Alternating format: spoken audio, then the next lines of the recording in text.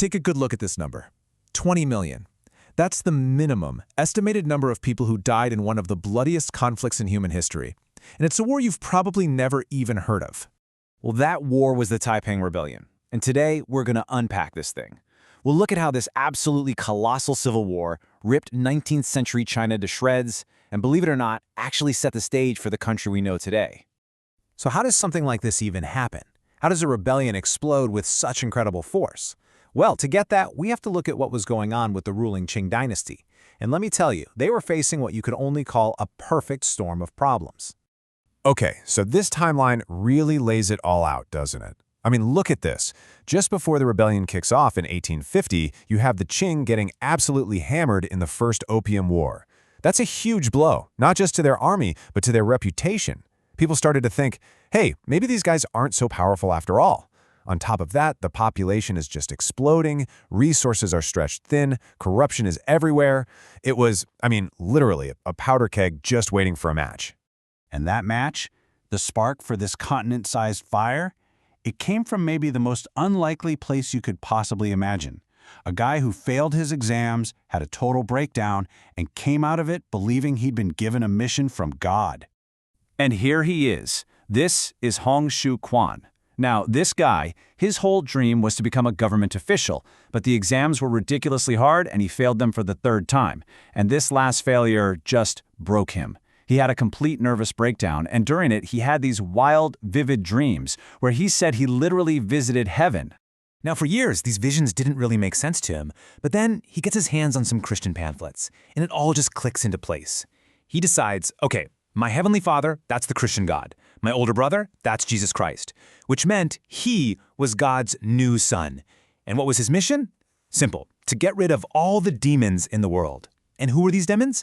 Well, in his mind, it was the ruling Manchu Qing Dynasty and the whole Confucian system they were built on. And this is where things get really wild. You have to understand what Hong was suggesting wasn't just, let's get a new emperor. No, he was talking about tearing down 2,000 years of Chinese social and spiritual life.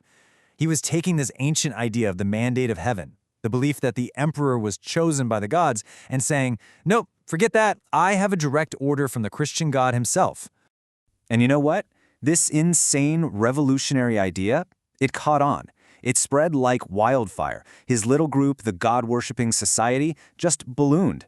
It went from a small sect to this huge, disciplined, and totally fanatical army. And in 1850, they declared all-out war on the Qing Dynasty. And their success was just staggering.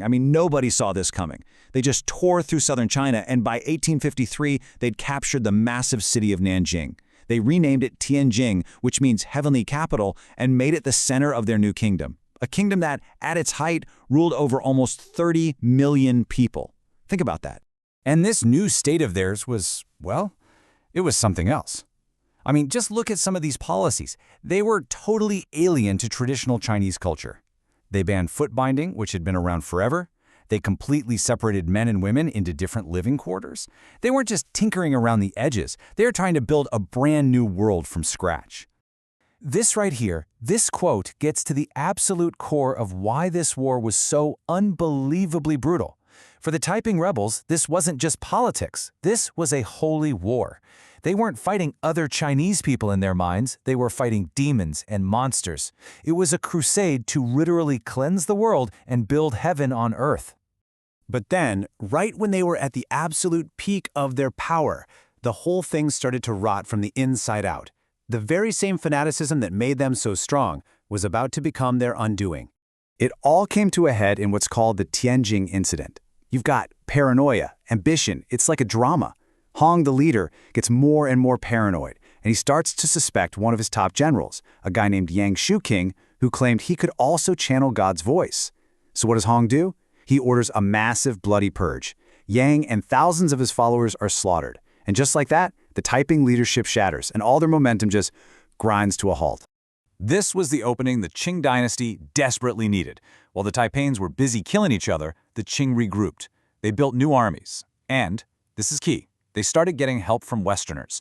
Foreign military officers came in and led this crack mercenary force with the almost ridiculously epic name, the Ever-Victorious Army. And that was it. The tide had turned.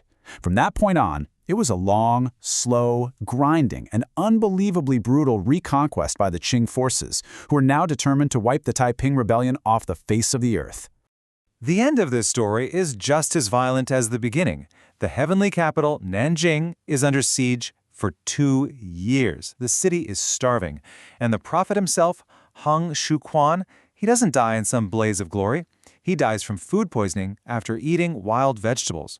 A month later, the city falls, and the Qing, in a final brutal act of revenge, dig up his body, burn it to ash, and then fire the ashes from a cannon, just to make sure his spirit could never find peace.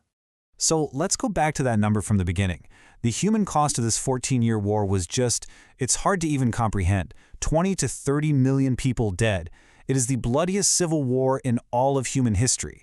And this map here, this shows you what that actually means. These aren't just statistics. In some of these areas, more than 70% of the entire population was just gone, wiped out by the war, the famine, the disease. And that right there is the ultimate tragedy of it all, isn't it? You have this dream of a perfect heavenly kingdom on earth. You can see it in this model of the palace they plan to build, but the reality it created was a hell of unimaginable violence and death. So, who won? Well, on paper, the Qing Dynasty did, but it was a hollow victory, to say the least. The war absolutely crippled the empire, it forced them to give power away to regional warlords, and it basically lit the fuse for the dynasty's final collapse a few decades later in 1912. So that brings us to the big question, right? How does an event this huge, this deadly, this important become a footnote? Maybe it's because the legacy is just so complicated. The Taiping Rebellion wasn't just a story of suffering.